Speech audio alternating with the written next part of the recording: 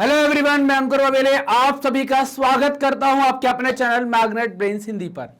Magnet brains एक ऐसा platform है जहां पर आपको मिलता है कक्षा 7वीं से लेकर कक्षा 12वीं तक का संपूर्ण पाठ्यक्रम बिल्कुल निःशुल्क में। यहां पर आपको किसी प्रकार का कोई पेमेंट नहीं करना है, किसी प्रकार का कोई सब्सक्रिप्शन परचेज नहीं करना है। सभी वीडियोज आपको मिलते हैं बिल्कुल निःशुल्क, वो भी क्वालिटी कंटेंट और बेस्ट टीचर्स के साथ। तो बात करने वाले हैं कि हम इस वीडियो के अंदर क्या पढ़ेंगे। तो इस वीडियो के अंदर हम बहुविकल्पी प्रश्न यानी कि एमसीक्यू कवर करने वाले हैं। वो एमसीक्यू होंगे कक्षा 10वीं के भूगोल के चैप्टर नंबर 5 यानी कि खनिज और ऊर्जा संसाधन के। इस चैप्टर के हम बहुविकल्पी प्रश्न कवर करेंगे। बाकी का हम concept video, one shot revision और जो एनसीईआरटी सॉल्यूशन वो पहले कर चुके हैं, वो आप उनको देखने के लिए आप हमारी वेबसाइट magnetbrains.com पर भी विजिट कर सकते हैं और YouTube channel magnet brains Hindi पर भी आप जाकर इसको देख सकते हैं। तो अब बात करते हैं, बढ़ते हैं आगे कि हमारे एमसीक्यूज में पहला प्रश्न क्या कहता है। सबसे पहला प्रश्न आपके सामने है कि इनमें से कौन सी चट्टान एक ही खनिज से बनी है। क्योंकि हमने देखा था कि अगर हम पृथ्वी की भूपर्पट्टी के बारे में बात कर रहे थे, आपको अगर याद हो तो हमने देखा था कि जो भूपर्पट्टी मतलब क्या है कि ऊपरी हिस्सा कहलाता है ना, ऊपरी हिस्से को आप भूपर्पट्टी कहते हैं। ये वाला हिस्सा जो है इसको आप क्या कहते हैं, ये भूपर्पट्टी कहलाता है। ये किससे बना होता है, तो ये बना होता है चट्टानों से, है ना। चट्टानें इस पर होती हैं और चट्टानें किससे बनी होती हैं, चट्टानें बनी होती हैं मिट्टी वगैरह। और चट्टानें किसका कंपोजिशन होती हैं, अयस्कों का। अयस्कों के अंदर क्या निकलता है, खनिज निकलते हैं। अयस्कों के अंदर क्या निकलता है, खनिज निकलते हैं। तो ऐसा पूछा जा रहा है कि आपको ऐसी चट्टान बताना है जिसमें एक ही प्रकार के खनिज हैं, दूसरे प्रकार के नहीं है। ये बताना है किस प्रकार की चट्टान है। ऑप्शन है 4, ग्रेनाइट, बेसाल्ट, चूना पत्थर और बलुआ पत्थर। इनमें से कौन सा होगा।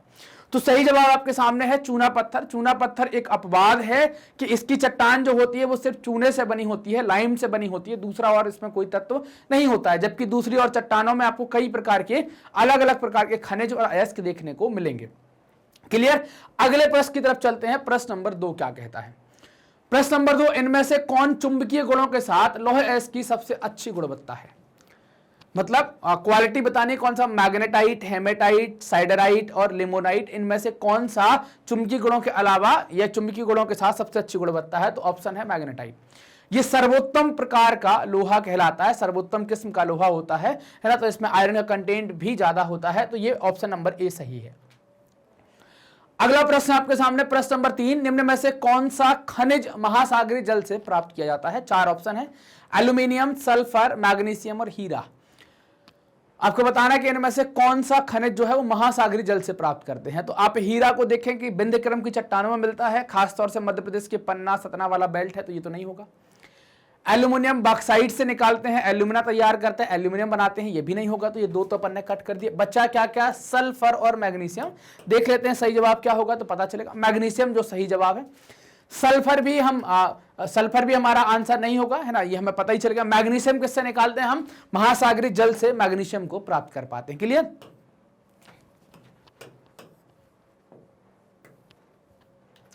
अगला प्रश्न आपके सामने, प्रश्न नंबर 4, निम्न में से कौन सा खनिज सबसे कठोर है, आपको बताना है। लोहा, सेल खड़ी, बॉक्साइट और हीरा। कठोर के मामले में जब भी बात करेंगे तो हीरा ही नंबर 1 पर आएगा। सेल खड़ी क्या है ना, सेल खड़ी और बॉक्साइट ये उतने कठोर नहीं होते, भुरभुरे रूप में निकलते हैं। आपको हीरा सबसे कठोर होता है। तो सही जवाब क्या हो जाएगा आपका, हीरा सही जवाब हो जाएगा। सेकंड नंबर पर आती है कठोर धातु या कठोर पदार्थ जिसको आप कोरंडम कहते हैं। पहले नंबर पर हीरा होता है। अगला प्रश्न आपके सामने, प्रश्न नंबर 5, मयूरभंज और क्योंझर लोह अयस्क की खानें कहां स्थित हैं, ये बताना है। मयूरभंज और क्योंझर छत्तीसगढ़ में, महाराष्ट्र में, कर्नाटक में, उड़ीसा में। क्योंझर क्या है, क्योंझर एक पठार भी है, मयूरभंज जिला भी है, क्योंझर जिला भी है। दोनों कहां पर आपको देखने को मिलेंगी, उड़ीसा के अंदर देखने को मिलेंगी। कहां पर है, उड़ीसा। तो अगर आप भारत के नक्शे पर बात करते हैं तो उड़ीसा आपको पश्चिम बंगाल के बाद यहां पर देखने को मिलता है। ये है उड़ीसा। कौन सी खाड़ी से लगेगा, सागर। यहां कौन सा पानी आ जाएगा, तो ये वाला पानी आ जाएगा बंगाल की खाड़ी से सीमा बनाने वाला राज्य है। बंगाली खाड़ी को स्पर्श करने वाला भारत का एक राज्य है जिसको आप उड़ीसा कहते हैं। तो इसका सही जवाब क्या हो जाएगा, उड़ीसा हो जाएगा। क्लियर।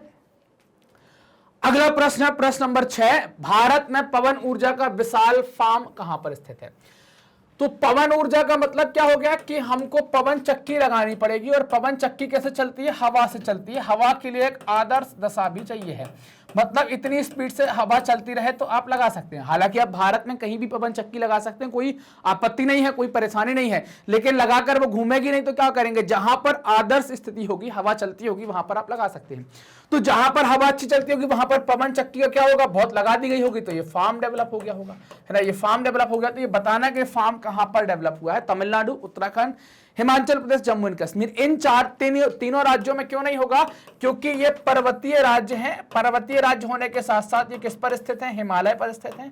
और हिमालय क्या है, हिमालय की अगर हम बात करें तो इसकी ऊंचाई बढ़ते जा रही है, ये भूकंप जोन 5 के अंतर्गत आता है, तो वहां लगाना खतरे से खाली नहीं होगा। तो ऑप्शन नंबर ए क्या हो जाएगा, सही हो जाएगा। तमिलनाडु ऐसी जगह है जहां पर पवन ऊर्जा का सबसे बड़ा विशाल पेटी या विशाल फार्म आपको देखने को मिलेगा। क्लियर बात, अगले प्रश्न पर चलें, है ना, क्लियर है ना यहां तक की बात। चलिए अगले प्रश्न पर चलते हैं। प्रश्न नंबर 7, निम्न में से कौन सा खनिज महासागरीय जल से प्राप्त किया जाता है, ये बताना। कौन सा खनिज है जो महासागरीय जल से प्राप्त होगा, ऐसा आप बताएंगे। तो ये इसी टाइप का प्रश्न हमने अभी जस्ट किया है, ये रिपीट टाइप का हो गया है। मैग्नीशियम जो है वो सही जवाब हो जाएगा, मैग्नीशियम को महासागरीय जल से प्राप्त करते हैं।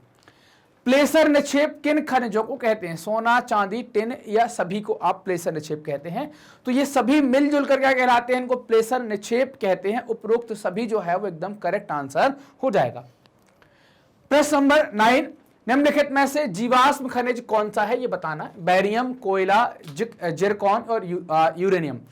जीवाश्म खनिज आप बताएंगे कौन सा है। तो कोयला जो होगा वो जीवाश्म खनिज का सबसे अच्छा उदाहरण होगा। जीवाश्म मतलब क्या है कि जीव या पेड़ पौधों के दबने के बाद जो ईंधन के रूप में परिवर्तित हुआ है उसको जीवाश्म कहते हैं। तो ये कोयला जो आपको मिलता है वो क्या होता है, बहुत साल पहले कभी पेड़ पौधे दब गए होंगे तो कंप्रेशन के बाद वो कोयला बनते हैं, हार्ड फॉर्म में होता है, उसको हम कोयला कहते हैं। क्लियर। अगला प्रश्न है प्रश्न नंबर 10, निम्नलिखित में से कौन सा एक ईंधन खनिज है, ये बताना है। खनिज ईंधन के बारे में बात करेंगे। जल विद्युत, सौर ऊर्जा, थोरियम, बायोगैस, कौन सा आपका एक ईंधन जो है वो खनिज है वो बताना है। तो जल विद्युत नहीं होगी, सौर ऊर्जा नहीं होगी, बायोगैस नहीं होगी। थोरियम क्या है, थोरियम होगा आपका सही जवाब, क्या हो जाएगा, थोरियम होगा। अगला प्रश्न है प्रश्न नंबर 11, मैग्नेटाइट में कितने प्रतिशत लोहांश पाया जाता है, 40%, 60%, 70%, 80%। मैग्नेटाइट को हम सर्वोत्तम किस्म का लोहा कहते हैं। इसमें 60% से अधिक आपको मैग्नेटाइट जो है, मैग्नेटाइट में जो है 60% आपको क्या मिलेगा देखने को, 60% लोहांश आपको देखने को मिलेगा।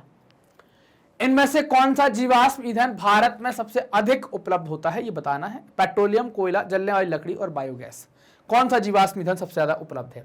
तो कोयला जो है वो सर्वाधिक उपलब्ध है भारत में। उड़ीसा में देखेंगे आप, झारखंड में देखेंगे, छत्तीसगढ़ में देखेंगे, मध्य प्रदेश में, इन सारी जगह, गोदावरी घाटी देखेंगे आप, है ना, तो इन सब जगह पर आपको पर्याप्त मात्रा में कोयला मिलेगा।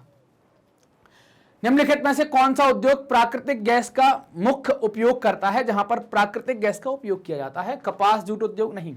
उर्वरक में सर्वाधिक इसका उपयोग किया जाता है, लोहा इस्पात उद्योग और उपरोक्त सभी। तो इसमें से सभी सही जवाब क्या होगा, उर्वरक उद्योग के अंदर प्राकृतिक गैस का सर्वाधिक उपयोग करते हैं। उससे हम उर्वरक में उसका काम लेते हैं, प्रोडक्शन बढ़ाते हैं और जगह जगह पर उर्वरक को भेजते हैं ताकि देश का उत्पादन बढ़ सके कृषि के अंतर्गत। अगला प्रश्न है प्रश्न नंबर 14, चूना पत्थर निम्नलिखित उद्योगों में से किस एक उद्योग का आधारभूत कच्चा माल है ना। तो चूना पत्थर के बारे में बताना है। तो चूना पत्थर, लोह इस्पात उद्योग, उर्वरक, सीमेंट और मोटर गाड़ी। आधारभूत, इनने एक शब्द लगा दिया यहां पर आधारभूत। अगर ये आधारभूत ना लगाते तो इसके दो जवाब हो जाते, लोहा इस्पात उद्योग के अंदर भी चूना पत्थर जाता है और सीमेंट के अंदर, लेकिन आधारभूत किसका हो जाएगा, सीमेंट उद्योग का ये आधारभूत कच्चा माल हो जाएगा। क्लियर। तो ये सीमेंट उद्योग का आधारभूत कच्चा माल हो जाएगा। चलते हैं अगले प्रश्न की तरफ। प्रश्न नंबर 15 क्या कहता है, निम्नलिखित में से लौह अयस्क की सर्वोत्तम किस्म कौन सी है, हेमेटाइट, लिमोनाइट, मैग्नेटाइट और सिडेराइट। तो सर्वोत्तम किस्म आपको बताना है। तो हेमेटाइट जो है वो सर्वोत्तम है, फिर उसके बाद मैग्नेटाइट, फिर लिमोनाइट, फिर सिडेराइट। ये इसे क्रम आते हैं, इसके 4 टाइप का आपको देखना है। इसमें लोहांश ज्यादा होता है ना। मैग्नेटाइट के अंदर 60%, हेमेटाइट के अंदर 80 से ज्यादा प्रतिशत का लोहा आपको देखने को मिलेगा। अगला प्रश्न है प्रश्न नंबर 16, निम्नलिखित में से कौन सा एक उद्योगों के स्थान को प्रभावित नहीं करता है। कच्चे माल और बिजली की उपलब्धता, बाजारों और पूंजी की उपलब्धता, कच्चे माल और श्रम की उपलब्धता, शैक्षिक और चिकित्सक सेवाओं की उपलब्धता। उद्योगों के स्थान को प्रभावित नहीं करता है। तो ऑप्शन नंबर डी जो है इससे कोई मतलब नहीं है। ये चीजें अगर नहीं होगी तो उद्योग नहीं खोल पाएंगे। इसका चलेगा, ये आगे पीछे आता जाता रहेगा तो इसकी कोई दिक्कत नहीं होगी। अगला प्रश्न है प्रश्न नंबर 17, भारत में प्रायोगिक भूतापीय ऊर्जा परियोजना कहां पर स्थित है? भूतापीय परियोजना के बारे में बात कर रहे हैं। कच्छ की खाड़ी गुजरात में, पूगा घाटी लद्दाख में, गंगा घाटी हिमाचल प्रदेश में, या नागरकोइल तमिलनाडु के अंतर्गत। तो ये कहां पर है? पूगा घाटी लद्दाख के अंदर भूतापीय ऊर्जा को यहां पर स्थापित किया गया है प्रायोगिक तौर पर। कि हम प्रैक्टिकल कर लें सही है कि नहीं है, फिर हम उसका दूसरे तरीके से उपयोग देखेंगे। प्रश्न नंबर 18, कठोर कोयले की उच्चतम गुणवत्ता है? 4 ऑप्शन है, लिग्नाइट, बिटुमिनस, पीट और एंथ्रेसाइट। कठोर कोयले की उच्चतम गुणवत्ता कौन सी है? तो ये आपको बताना है। तो क्या है? एंथ्रेसाइट जो है वो कोयला सबसे अच्छा माना गया है। फिर आप देखेंगे बिटुमिनस, फिर आप देखेंगे लिग्नाइट, फिर आप देखेंगे पीट, है ना। तो ये ऐसे कोयले के टाइप आपको देखने को मिलेंगे। अगला प्रश्न है प्रश्न नंबर 19, निम्न में से कौन सा खनिज ब्लीचिंग पाउडर, पेंट, कीटनाशक बनाने में उपयोग होता है? मैग्नीशियम, बॉक्साइट, चूना पत्थर और जिंक। मैग्नीज, बॉक्साइट, चूना पत्थर और जिंक, है ना। तो यहां पर जो सही जवाब होगा, मैग्नीज का उपयोग करते हैं ब्लीचिंग पाउडर बनाने में, पेंट बनाने में और कीटनाशक दवाएं बनाने में, है ना। अगला प्रश्न देखें, प्रश्न नंबर 20, उड़ीसा निम्नलिखित खनिजों में से किसका अग्रणी उत्पादक है? तांबे का, लौह अयस्क का, मैग्नीज अयस्क का या अभ्रक का? किसका अग्रणी उत्पादक है ये बताना है। तो उड़ीसा के अंदर आप देखें क्या होता है, तो उड़ीसा में तांबा सर्वाधिक आप देख पाएंगे, तांबे का भी है ना। तो तांबे का ये बताया गया है। हालांकि अगर आज का रेशियो देखेंगे तो मध्य प्रदेश के अंदर भी पर्याप्त मात्रा में तांबे का उत्पादन होता है। निम्नलिखित राज्यों में से किसमें नरोरा नाभिकीय ऊर्जा केंद्र अवस्थित है ये बताना है। उत्तर प्रदेश में, महाराष्ट्र में, गुजरात में या कर्नाटक में? ये आपको बताने कहां पर नरोरा नाभिकीय है। तो नरोरा आप देखेंगे उत्तर प्रदेश में आपको देखने को मिलेगा। तो ये यूपी इसका सही जवाब हो जाएगा। क्लियर। अगला प्रश्न है प्रश्न नंबर 22, निम्नलिखित में राजस्थान की सबसे महत्वपूर्ण परियोजना कौन सी है? चंबल, नागार्जुन सागर, भाखड़ा नागल और इंदिरा, है ना। चंबल परियोजना देखेंगे ये एमपी और राजस्थान की है। नागार्जुन सागर आप अगर चले जाएंगे तो ये साउथ में जाएगी। भाखड़ा नागल आप चले जाएंगे तो सतलुज पर जाएगी। इंदिरा गांधी जो है वो बड़ी परियोजनाओं में से है, तो इसकी प्रसिद्ध परियोजना होगी इंदिरा गांधी। क्यों कह रहे हैं ऐसा? इंदिरा गांधी ने राजस्थान को हरा भरा कर दिया। इंदिरा गांधी परियोजना ने राजस्थान को हरा भरा कर दिया है, इस कारण से महत्वपूर्ण परियोजना है। क्लियर। अगला प्रश्न है प्रश्न नंबर 23, निम्नलिखित में कौन एक तेल शोधन कारखाना है? बरौनी, तारापुर, ग्वालियर और महाराजगंज। तेल शोधन बताना है कौन सा तेल शोधन है। तो सही जवाब है बरौनी जो है वो एक तेल शोधन कारखाना, बाकी नहीं है। तारापुर आणविक केंद्र, ग्वालियर तो आप पता है किले के लिए फेमस है, महाराजगंज भी ऐसी अलग है। तो बरौनी जो है वो क्या है आपका एक तेल शोधन केंद्र या तेल शोधन का कारखाना है। अगला प्रश्न है प्रश्न नंबर 24, निम्नलिखित कोयला खदानों में कौन झारखंड में नहीं है ये बताने है ना। कौन सी झारखंड के अंतर्गत नहीं है ये बतानी है। तो कौन सी नहीं है झारखंड के अंदर? बोकारो, गिरिडीह, झरिया, ये सब झारखंड के अंदर है। सिंगरौली जो है ये कहां पर है? मध्य प्रदेश के अंतर्गत है ना। तो सही जवाब क्या हो जाएगा? सिंगरौली जो है वो करेक्ट आंसर यहां पर हो जाएगा। तो समझ में आई बात कि सिंगरौली कहां है? मध्य प्रदेश में है। छत्तीसगढ़ के आसपास आप देखेंगे एकदम मध्य प्रदेश का पूर्वी जिला कहलाता है, वहां पर है। तो ये झारखंड का हिस्सा नहीं है। अगला प्रश्न प्रश्न नंबर 25, निम्नलिखित में कौन परियोजना बाढ़ नियंत्रण के उद्देश्य से प्रारंभ हुई थी? चंबल की, कोसी की, हीराकुंड की या भाखड़ा नागल की? तो कोसी जो है, कोसी पर जो परियोजना बनाई गई थी वो बाढ़ को नियंत्रित करने को लेकर बनाया गया था। तो जो कोसी नदी की परियोजना है वो कैसी हो गई? बाढ़ नियंत्रण के उद्देश्य से बनाई गई। अगला प्रश्न है प्रश्न नंबर 26, निम्नलिखित में कौन आधात्विक खनिज के प्रकार हैं ये बताना है। कौन से आधात्विक के प्रकार है? सोना, अभ्रक, तांबा, चांदी। धातु मतलब जिनमें धातु मिलेगी तो सोना धातु है, तांबा धातु है, चांदी धातु है। अभ्रक जो है वो अधात्विक टाइप का है। तो सही जवाब क्या हो जाएगा? अभ्रक यानी कि माइका जो है वो करेक्ट आंसर हो जाएगा। क्लियर। अगले प्रश्न की तरफ चलें तो प्रश्न नंबर 27 की बात करते हैं। क्या कहता है? निम्नलिखित में से कौन सा एक लौह अयस्क नहीं है ये बताना है। लौह अयस्क, हेमाटाइट, लिमोनाइट और मैग्नेटाइट, ये तो लौह अयस्क। एंथ्रेसाइट वगैरह जो है ये कोयले का टाइप हो जाता है। तो इसमें ऑप्शन नंबर ए क्या होगा? ये कोयले का प्रकार है, कोयले के सर्वोत्तम प्रकारों में से एक है जिसको आप एंथ्रेसाइट कहते हैं। अगला प्रश्न है प्रश्न नंबर 28, निम्नलिखित में कौन सा ऊर्जा का एक अनवीकरण स्रोत है जिसको हम नवीकरण नहीं कर सकते? तापीय ऊर्जा, जल ऊर्जा, पवन ऊर्जा और सौर ऊर्जा। इनमें से कौन सा अनवीकरण है? तो वो है तापीय ऊर्जा ना। जो थर्मल पावर से हम एनर्जी प्राप्त करते हैं वो क्या है आपकी अनवीकरण का स्रोत होती है। अगला है प्रश्न नंबर 29, निम्नलिखित में से कौन सा देश कोयले का सबसे बड़ा उत्पादक है? भारत, ऑस्ट्रेलिया, यूएसए और चीन। चीन कोयले का सबसे बड़ा उत्पादक है। तो ऑप्शन क्या हो जाएगा? डी जो है वो करेक्ट हो जाएगा। अगला प्रश्न है प्रश्न नंबर 30, सिंगरौली किस चीज के लिए प्रसिद्ध है? चूंकि सिंगरौली के बारे में हमने देखा था कि मध्य प्रदेश के अंतर्गत आता है और ये कोयले के लिए प्रसिद्ध है। सिंगरौली के अंदर जो बैढ़न करके जगह है उसे मध्य प्रदेश की ऊर्जा राजधानी भी कहते हैं ना। तो करेक्ट आंसर क्या हो जाएगा? कोयले के लिए प्रसिद्ध है ना। लोहा, तांबा, हीरा, हीरे के लिए सतना और पन्ना वाला इलाका प्रसिद्ध है। तांबे के लिए आप देखेंगे यहां पर कि तांबा जो मिलता है वो बालाघाट में आपको तांबा यहां पर देखने को मिलेगा। तो कोयले के लिए प्रसिद्ध हो गया। अगला प्रश्न है प्रश्न नंबर 31, भारत में सर्वाधिक सोना किस राज्य में पाया जाता है? 4 ऑप्शन है, झारखंड, केरल, कर्नाटक, तमिलनाडु। तो ये सर्वाधिक कहां मिलेगा आपको? कर्नाटक के अंदर।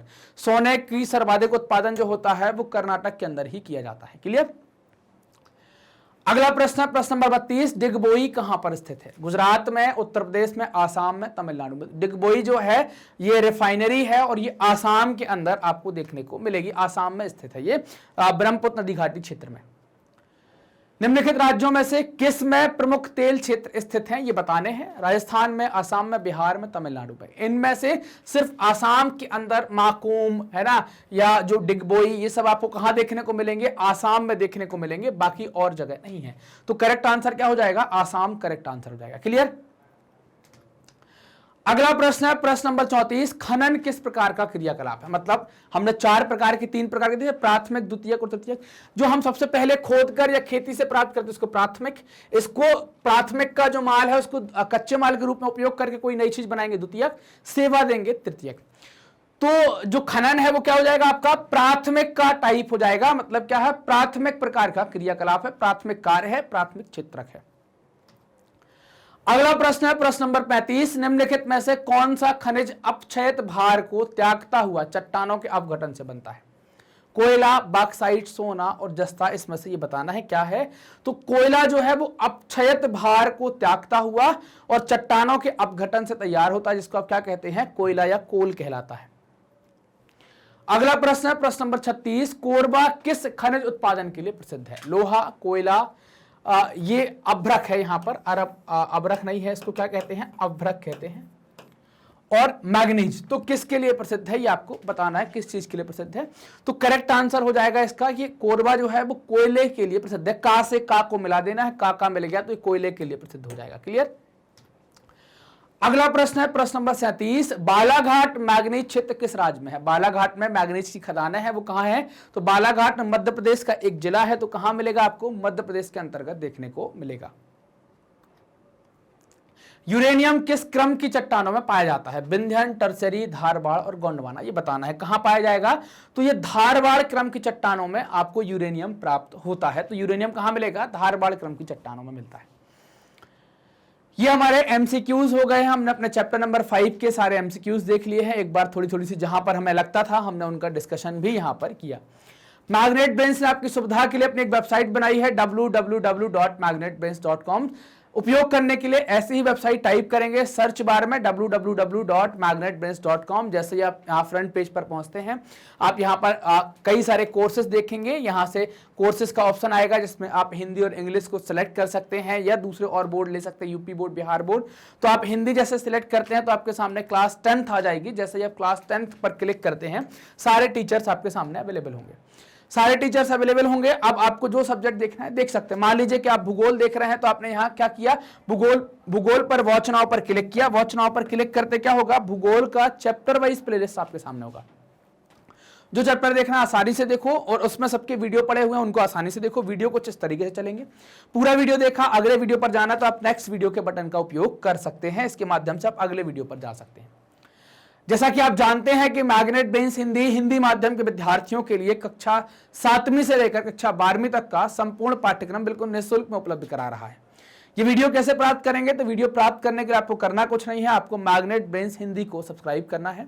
जो वीडियो आप देख रहे हैं, देख लिए हैं, देखने वाले हैं, सबको लाइक करना ना भूलें और अपने दोस्तों के साथ जरूर से शेयर करें ताकि सभी लोग इसका फायदा उठा सकें। कमेंट सेक्शन में आप डाउट भी पूछ सकते हैं और हमें भी आप बता सकते हैं कि आपको वीडियोस कैसे लग रहे हैं। धन्यवाद।